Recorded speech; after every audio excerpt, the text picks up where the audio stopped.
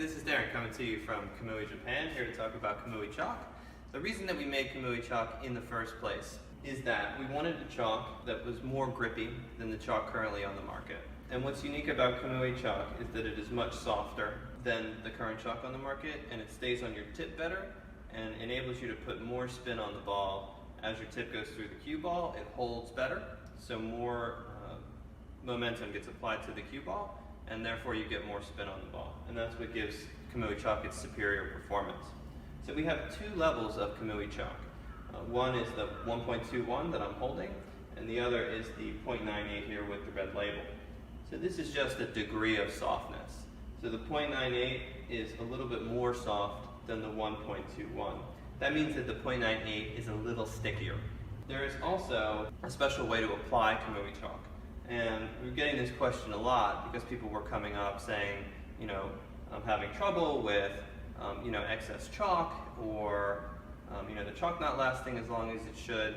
And the reason is that people were chalking their stick like they would with conventional chalk. And if you do that, you won't get good results with our chalk because it is made in a totally different way than any other chalk. So you need to modify your technique a little bit.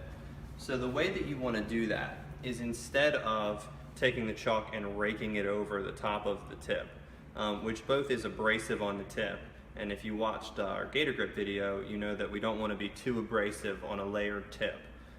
So what you need to do with Kamui chalk is instead of making that raking motion, and if you see here, you can see my chalk is actually shaped a little bit differently. There's not a big hole in the middle, but you see these 4 peaks. And the reason for that is that instead of doing that raking motion, I just take a corner of the chalk and I kind of paint the chalk on gently.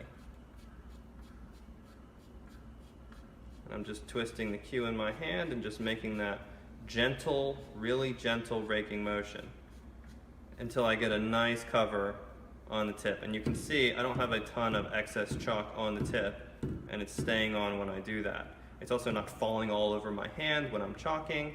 If you're doing that, it's too much chalk on the tip. You really do not need a lot. This chalk is almost 6 months old, and it barely has any use to it. And so that's really all you need.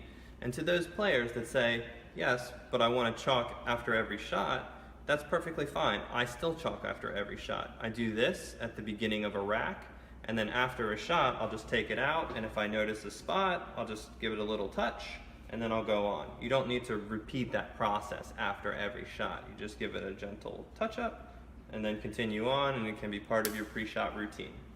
So that's how to best use Kamui chalk to get the most out of it. Any other questions or comments, please let us know.